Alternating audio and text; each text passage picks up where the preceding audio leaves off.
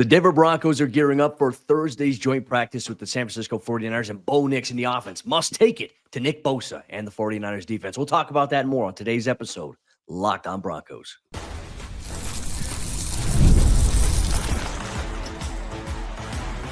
You are Locked on Broncos, your daily Denver Broncos podcast. Part of the Locked on Podcast Network, your team every day. What's happening, Broncos Country? Welcome into another episode, Locked on Broncos, your daily Denver Broncos podcast, part of the Locked on Podcast Network. We know it's your team every day for all your Broncos news, content, coverage, analysis, and more. This is the place to be. Special shout out to all the everydayers out there in Broncos Country. Thank you so much for tuning in and making us your first listen, however you choose to do so. And if you're not yet an everydayer, what are you waiting for? Become one. Hit that subscribe or that follow one. That way you never miss out on what's going on with your favorite team. I'm Cody Roark, Broncos reporter for Mile High Sports, joined as always by Sayre Bedinger, site expert over there at predominantlyorange.com. And today's episode of the show is brought to you by our friends over there at FanDuel. And right now, new customers can get $150 in bonus bets when your first $5 bet wins.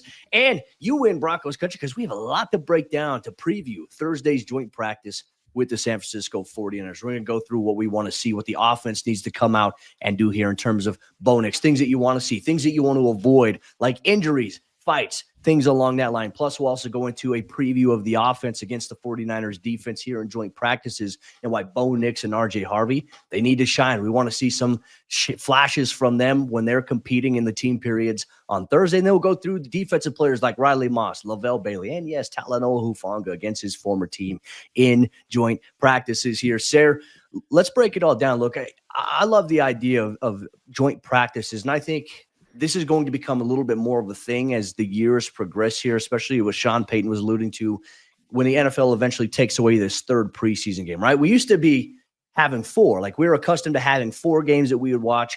That got cut to 3. 3 is going to get cut to 2. You're going to get an additional regular season game. Sean Payton believes in the value of these joint training camp practices here. And there's a ton of things that we want to see, and there's a ton of things that we also don't want to see come Thursday when the Broncos take the field. Well, the biggest thing is obviously you want to see everybody come away healthy, but you also want to see a spirited, fun, and action-packed practice, right? You want to see these guys out there and doing the things that they've been doing. I mean, we've been talking about players who are stacking days at Denver Broncos training camp, and that's going up against their own teammates, right? But what can you do against another team? What can you do against likely, I mean, I don't think this is a stretch to say, Cody, but a worse defense? If you're this young Denver Broncos offense, you've been going up against what could end up being the number 1 defense in the NFL all throughout training camp. And now you've got an opportunity where the talent level on the other side, those guys are still NFL players, but man, it's not going to be necessarily the number 1 defense in the NFL this season. So can you go out and impose your will? I think there's a lot we want to see from this Broncos team that we didn't necessarily see last year when they had joint practices. That's for sure.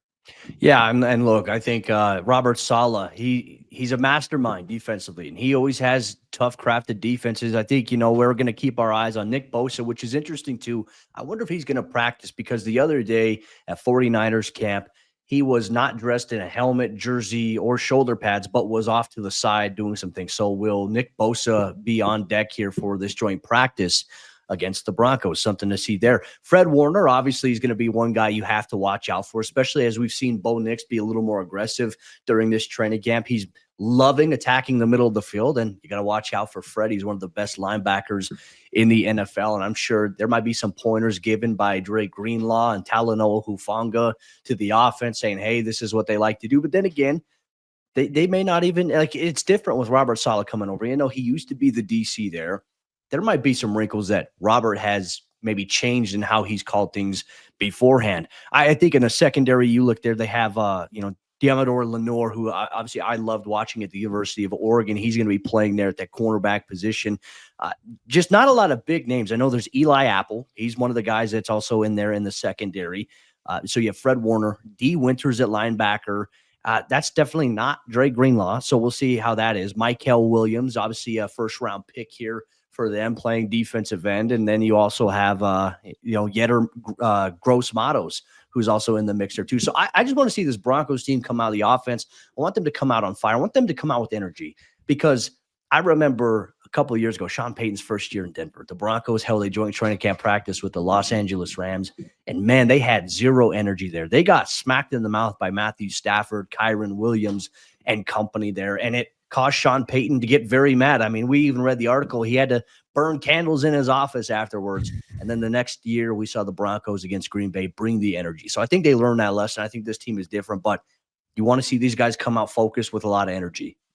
You do, and it's especially so against a team that is trying to climb its way back into contention like the 49ers are, right? I mean, last year was a down year for them, but of course, I think you can blame a lot of that on injuries to their key players, and there was a lot of them, right, on both sides of the ball, and now they've lost a ton of guys.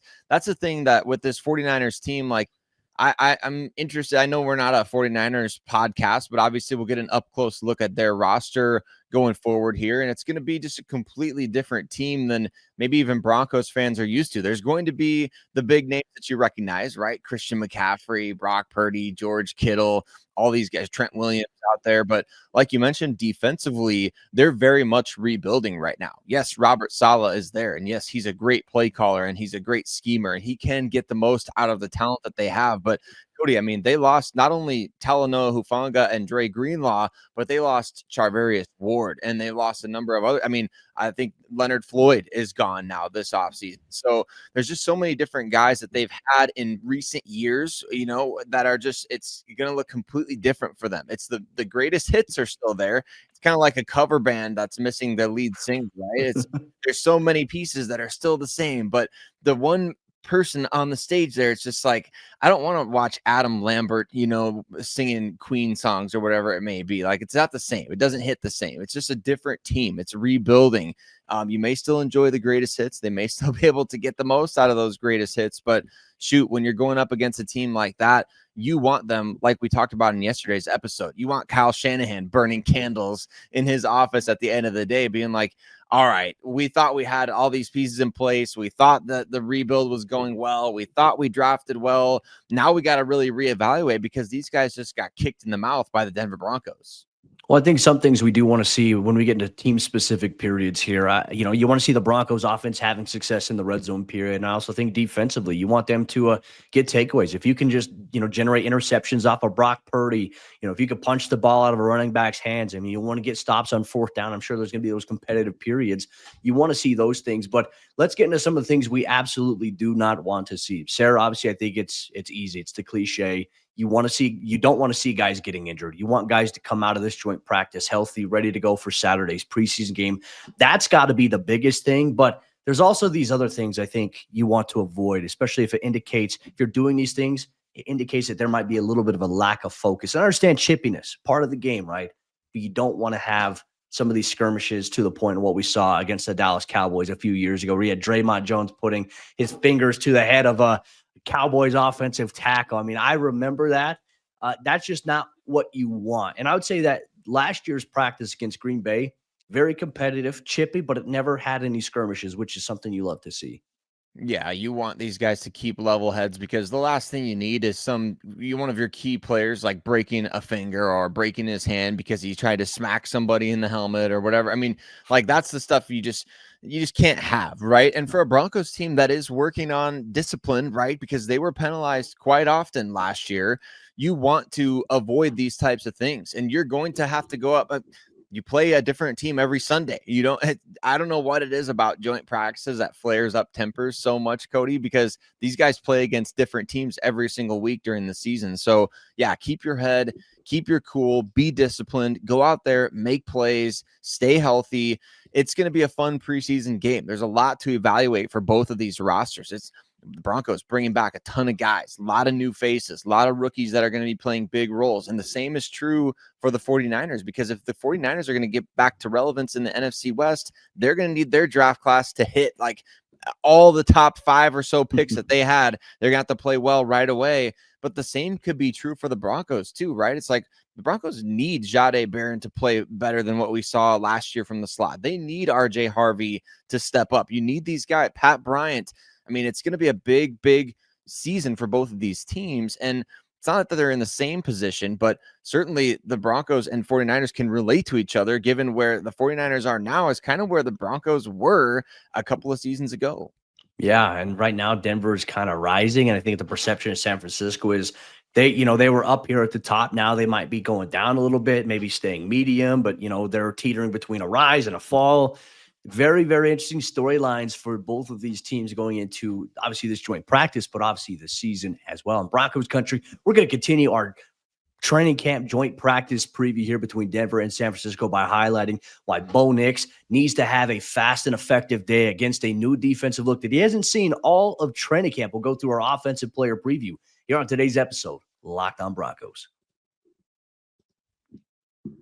This episode is presented by Yahoo Fantasy, and this is the best time of the year because NFL kickoff is almost here. It's right around the corner, and that means that fantasy football season is back in full swing. And this year, Yahoo Fantasy is turning things up with a fantasy football experience like never before. So if you want to be SEAL Team Knicks or Merry Knicksmas this year, me and Sayre Bedinger over here at Lockdown Broncos, we are playing on Yahoo Fantasy, and you should too, whether you're a first-timer or you're a veteran making your millionth league. There's so much new going on at Yahoo Fantasy. The new guillotine leagues, they sound really intriguing, especially for somebody who's always been into traditional head-to-head leagues. But whether you're sticking with the head-to-head leagues, you're jumping into something new, Yahoo's got you covered. And to celebrate 28 years of fantasy football greatness, Yahoo Fantasy is dropping 28 big new features over 28 days throughout August. And to kick it off, they just dropped Yahoo Fantasy Guillotine Leagues. Like I mentioned, a killer new way to play fantasy football on Yahoo, where the lowest scoring team gets eliminated each week until there's one team left standing. And with the season around the corner,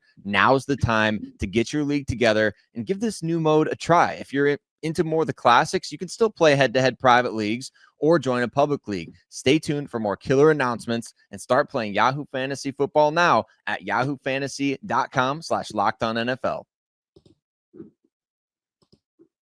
Bo Nix and RJ Harvey have an opportunity to really steal the headlines at joint practices between the Denver Broncos and the San Francisco 49ers. Broncos country. There's a game in just a couple of days. The Broncos are going to be out there against another team already. The offseason flew by, and here we are. We're at joint practices. A lot of exciting stuff happening for the offense, and we'll talk about the defense coming up on today's show as well. But I want to say thank you so much to all of you for making us your first listen of the day every single day here on the Locked On Podcast Network. And you know what? Hit subscribe if you haven't done so already, wherever you listen to podcasts and on YouTube.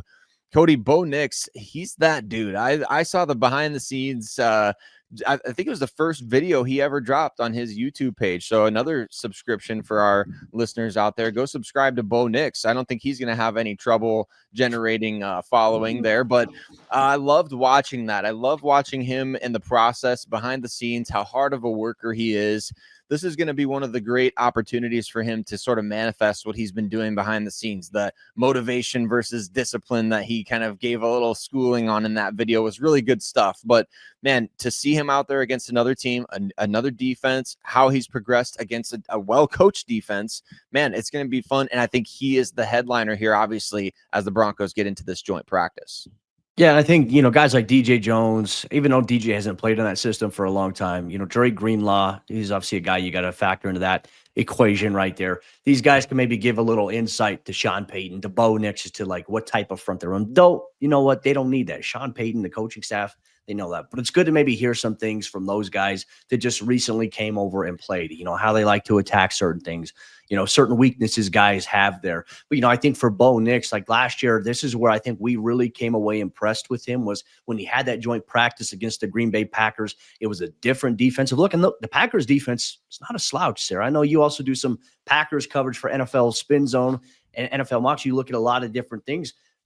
That's a pretty solid defense. They have really good players on the defensive line at linebacker and also in the secondary. I mean, you look at San Francisco, they have an elite level player on the defensive line. They have it at linebacker. They have some really good players in the secondary as well, some young guys in that secondary. But for Bo, you get a different look, and it's like, all right, you're going against Pat Surtain every single day. And you're getting the same defensive look. You're getting, different looks against hyper-aggressive blitzes that Vance Joseph is going to throw your way here.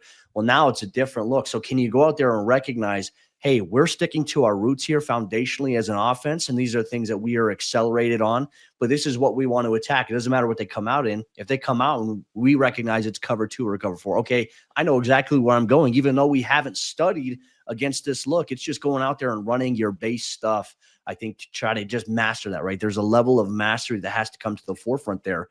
You want to see a good day here from Bo Nix. You want to come away reading like, Bo here in the team period threw 2 touchdowns, was very sharp, didn't have any passes hit the ground, didn't turn the ball over. Like, that's what we're looking for Bo. But then again, we're also not going to overreact if, he throws a pick. I mean, it's practice. You want to get it out in practice. You want to make this mistake now so you don't make it in the game. And then you're going to have film that you're going to go back and watch after this joint practice. And now when you go and play the game, obviously on Saturday, it's like, okay, we got a little bit of a look now, and here's where we're going to be at. For me, I'm excited to see Bo here.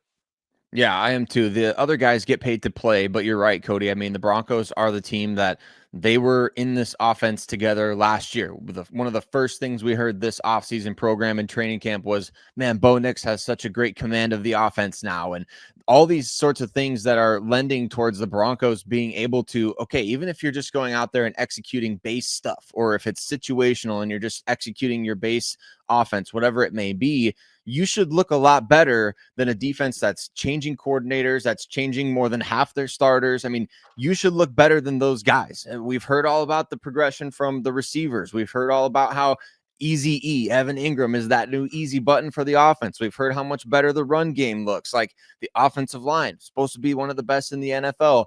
Man, if you don't go out there and crush this practice, because offensively for the Broncos, I know we'll talk about the defense in a bit, but this is an opportunity for the offense. As we know, oftentimes, I think Daniel Jeremiah tweeted this out, that offenses are often at this point in the year behind the defense in terms of just coming along, which is normal. And I think we've seen that early on. We had the interception overreactions, right, from the fan base. We've had all this. The defense is dominating once again. What's wrong with the offense? It happens every single year at this time at training camp. But when you're going in a joint practice against a team that's breaking in a bunch of young bucks, they've got a new system out there. I know it's the old that some of those guys played for, but man, you should dominate in these situations, for where the Broncos are at right now. Who else do you have your eye on here? I mean, obviously, I think Bo Nix, we're all excited to see that, but is there anyone in particular that you've got your eye on that you want to see just have a dazzling day? And I was just thinking too, as you were talking about, you said Easy E, Evan Ingram. I was thinking, okay, I like that nickname. I think that's his Instagram name. But then you brought me to the point of like Easy Button Sutton. I think that's going to be the new nickname they're going to come up with as well. So Broncos Country, take tabs of it. We called it here Easy Button Sutton for Cortland there, and then Easy E. But anyways, sorry. Who do you have your eye on here on the offensive side of the ball in this joint practice? Well, now you got me trying to think of a name for Troy Franklin. I think that's got to be like the Z button or something like that, where it's like the special power up on Mario Kart or something. I don't know. I want to see Troy Franklin continue to do things, Cody. He's been doing it against his own teammates. Go out and do it against the 49ers now. I think we have RJ Harvey in our show outline for today. I think he's a big factor here because you want to see that running back who you said had maybe the best vision of anybody in this class. When you're putting them in game type of situations, even if it is a joint practice, if it's a, 1st and 10, let's see what we can get for drive starters, or if it's tight red zone or whatever it may be, you want to see RJ Harvey become that mismatch player. I mean, Sean Payton said twice now, we haven't given him his Joker wings yet. When's he going to get the wings? Is this going to be the opportunity? Is this going to be the moment, just like it was for Jaleel McLaughlin a couple of years ago, where he's like, okay, man, we can't cut this guy now. Maybe this is going to be that moment for RJ Harvey to where he finally, okay, let's put the wings on. He's ready to go.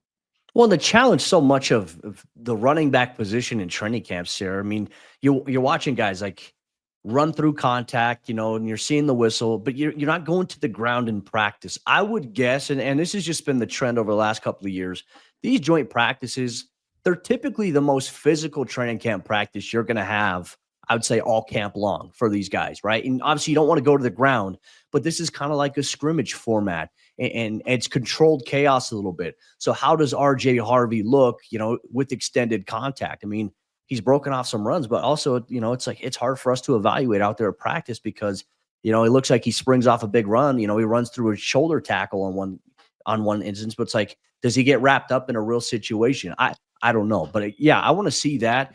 I like that you mentioned Troy Franklin. I'm also going to throw Pat Bryant's name into the mix as well. I want to continue to see Pat because he's continued to evolve and just look good. And I'm going to stick to my guns here that he's going to be the most refined technical route runner here on this team. you can see the quick explosive breaks in, out, vertically. I mean, he's very good at attacking different coverage leverages that, you see if a corner's playing inside or if he's playing off to the outside, which indicates zone. He recognizes that, and it kind of pieces together there. But like for him, he's catching passes from Bo. He's catching passes from Jarrett Stidham. He's catching passes from Sam Ehlinger. And he's looking good. He's coming along. He's getting a large volume of reps.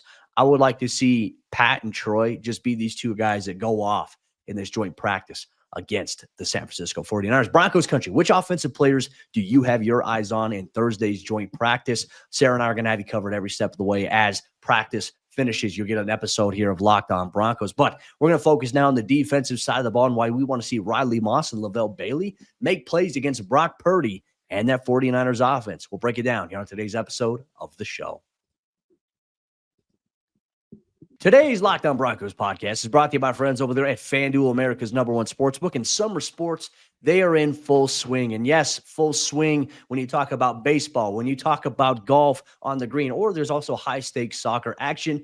FanDuel is the best way to make every game even more exciting. And you're already following the action, so why not make it a little more thrilling? With FanDuel, you can get in on the game while your friends are getting sunburnt at the beach or getting sunburnt at training camp practices. It's so easy to use too, Cody. I mean, that's the best thing about FanDuel is that it's easy to use, fast to pay out, and it makes regular season games for a league like the MLB, 162 games. It makes regular season games feel like must-watch events. So if you're new to FanDuel, new customers can bet just $5 and get $150 in bonus bets if your first bet wins. Open the FanDuel app today or visit FanDuel.com to get started.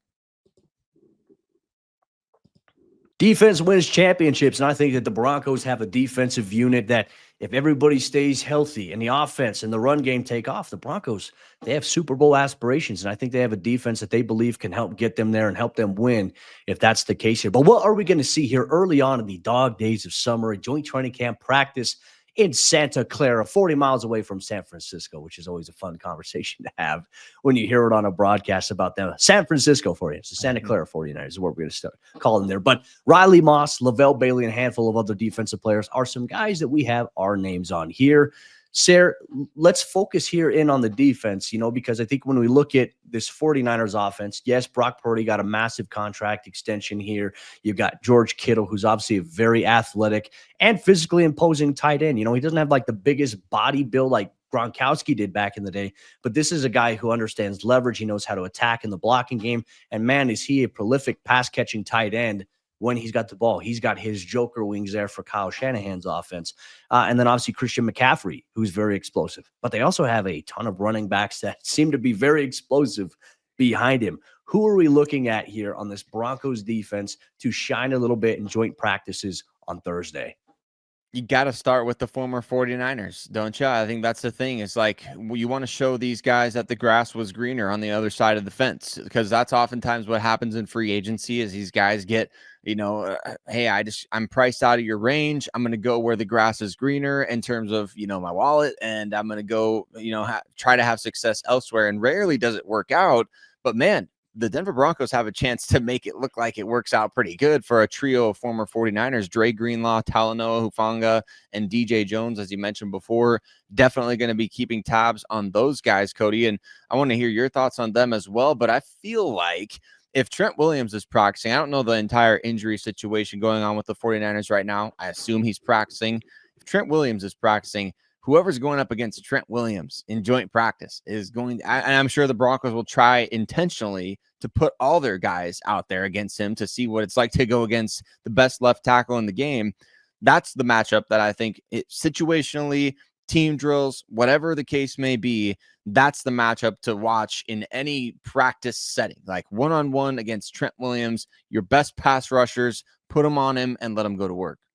Yeah, Nik Bonitto's had a tremendous training camp as well. And I think ideally, if it all plays out with him being there, I think it is going to be Nik against him. And I think you're going to see, we've seen a lot of Nik Bonitto and Zach Allen on the same side of the field. Those two guys are havoc creators. So against this 49ers team, I would love to see that disruption here. You mentioned Dre Greenlaw and obviously DJ Jones, Talanoa Hufanga. I don't know if Dre Greenlaw is going to practice against San Francisco here in these joint looks that they're going to be getting here. Because look, obviously on Monday's practice, we saw Dre Greenlaw come back out in full pads. Just observe, I think he's just doing some conditioning stuff right now.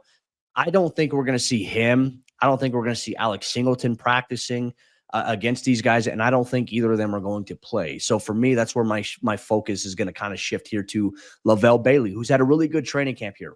Now, against an offense that, as we know, they love to do a lot of motion in San Francisco, and they have a guy like Christian McCaffrey. They have the running back out of Louisville, Isaac. I don't want to butcher his last name. Do you know it off the top of your head? I don't want to butcher it. Garendo. I mean, remember with the injuries last year, and he burst off like a 60-something yarder in a primetime game, and he could have scored and ended it, but he slid to run the clock down there. Like, he's fast. Like, for some reason, San Francisco always just hits on these running backs, but they also deal with a lot of injuries at that position. So I want to see how Levelle Bailey, Justin Sternad work against obviously one of the best running backs in the NFL, Christian McCaffrey, the depth that they have behind him. That's going to be a very crucial piece here. I think is to also answering the question is if the Broncos have an injury to either of the starters or linebacker in the regular season, can these guys step in and play well? This is a good test because now you're getting a look against an offense that you really haven't seen anything from. This is a different look for these guys. So it goes back to, are they being coached the right way? I'm excited to see maybe how this linebacker room responds in this joint practice. Is there anyone else that you have your eyes on here specifically? Because even then, like, I'm always so trying to figure out what that wide receiver situation is like, in terms of Brandon Ayuk, injuries there. I was following along on Twitter, listening to our guys over there at Locked On 49ers, Crocky, and obviously Brian Peacock. Ricky Pearsall has also been off the field a little bit. So, in Juwan Jennings, I think, has been also a guy that's kind of been up and down. They have good receivers if healthy, and I don't know what that situation is going to look like going into Thursday. Yeah, I know that I've been reading recently, Cody, that Ricky Pearsall been having some really good practices out there at training camp for the 49ers, which, man, for them, kid you, Matt, that would be such a huge boost to their offense to get anything out of him after you trade Debo. You've got injury concerns still with Brandon Ayuk and all these other things going on with Juwan Jennings, injury, contract, otherwise. To have Ricky Pearsall have a breakout camp would be huge for them, or a breakout year in general. So if he's having good practices, if he's stacking days out there, shoot, I'm interested to find out who's going to be covering him for the Broncos. Is he going to be playing in the slot, outside? I think all the corners for Denver, this is an opportunity. You've been going up against a lot of young receivers, plus Cortland Sutton, right? Now you got a chance to go up against a new group of guys and once again, impose your will. That's what I think we want to see from everybody out there is, okay, the things that we've been hearing from you at Denver Broncos training camp, we want to see that to another degree against a different team. You want to see these guys go out there. They're competitors. They want to be the best. You're getting a lot of hype. I mean, Cody, are you getting a little afraid of all the hype the Broncos are getting? Right. Last year, it was all about proving everybody wrong. This year, it's like, okay, well, shoot, now we got to go prove everybody right because they're everybody's favorite pick. So I know that was kind of a tangent there, but man, they're generating a ton of hype right now. And it just feels like you've got to go out there and not only live up to it, but sort of exceed those expectations every time you hit the field. I think it's a good tangent that you were on there. And certainly I think maybe from the perspective of the fan base, I would say that fans, and you could probably speak for the fans more than I can, right? Because I think that the hype sometimes creates this like fear. Like, what if they don't live up to it?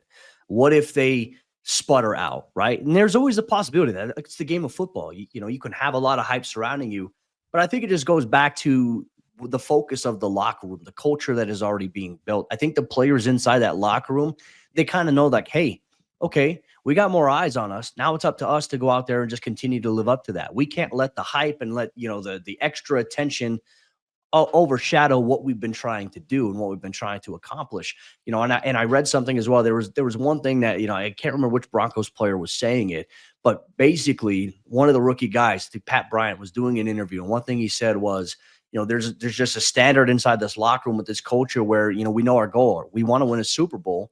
But he said, we go out there and you got guys like Cortland Sutton, you got other veteran guys going around the locker room saying, hey, we got to have a championship practice. Like, that's the mentality. You got to lock in. So I think that the Broncos have a culture where they have guys that just know how to keep that focus. I think you can corral some of that stuff in. And when things get a little crazy and you face adversity, I think that Denver's in a better spot than they were 2 years ago. When things got nasty 2 years ago, You saw some of the nasty stuff. You saw how Jerry Jeudy reacted to a lot of the things that were going on. You saw just kind of the dysfunction in the locker room from some guys that weren't necessarily bought in to Sean's culture. Those guys aren't here anymore. And now all of a sudden, you have this Broncos team that just seems to be locked in. No pun intended there. I'm not worried about it. I just think, from my standpoint, I've always believed that approaching this game, whatever game the Broncos are playing, 1 week at a time. When it comes to week 1, I don't want to look to week 10. I don't want to say, okay, the Broncos record in week 10 is going to be this. No, we're here on week 1. Every week is a different story. And I think if you can compartmentalize that in a sense, like, for fans, because I know fans get excited. That's why fans are in the game, because they have the energy. They love the excitement about what could be. It's hard sometimes for fans to crowd to 1 week at a time. So I think that Broncos Country has every right to be excited. I think the hype is a fun thing. Yes, hype can be scary, but believe in it. Like, if you don't believe in the hype, then, what's the point of all this? Right. That's why I say 17-0 until we ain't. I know it's funny. It's kind of like it's ridiculous to say, oh, no team's going to go 17-0 in the regular season. And somebody always comments 20-0 as if I'm forgetting about the Super Bowl. I know what we're talking about here, everybody, but it's that thing that, like, every single week, okay, you're going into Baltimore at some point, and yeah, on the surface, you're like, the Broncos probably going to lose this game, because going to Baltimore, they win like 80% of their home games. It's not because we think the Broncos are bad. It's not because we're the most unbiased analysts out there, but because, just like the team, you don't go into your meeting rooms on Monday as a football team and say, we're going to go lose this game in Baltimore because they win 80% of their home games. Who freaking cares? Tell me how the team's going to win, because that's what we're all about. Like, ultimately, at the end of the day, our job is not dependent on the Broncos winning or losing. Just look over the last 4 years. They've done a lot more losing than winning. But at the same time, we don't come into every single week of the season, of every regular season game or every playoff game, thinking like, oh yeah, Broncos are probably going to lose and we want to be the ones who told you beforehand. No, we're going to try to think of ways that they can win the game. Like, where can they get an advantage? Because for every road game against Baltimore that you have the road game against Buffalo where you're ending a streak. You have the road game against Kansas City where you're ending a streak, or whatever it may be, right? So it's those types of situations like that. I can't stand pessimism and skepticism being what's considered realism, as opposed to being optimistic. It doesn't make sense to me, because the teams aren't going into their meeting room saying, well, we're probably going to lose this week, guys, so how do we want to go about it? It's not what they're thinking. They're thinking 17-0, because every week they're saying, we can win this game. How are we going to do it if we execute properly? No, we're excited to see how this Broncos team approaches not only this joint practice. We have a preseason game coming up on Saturday that we're stoked about, and you should be stoked about as well. The expectations for this Broncos team are high. Can they match that? Well, it starts with them setting the standard themselves, and we're going to be with you here every step of the way all season long, Broncos Country. With that said, that'll wrap up today's episode of the show. Tomorrow's episode, Sayre Bedinger, myself, we got you with complete recap and coverage. What's the story coming out of the joint practice? We'll break it all down on tomorrow's episode, Locked On Broncos. We'll see you then.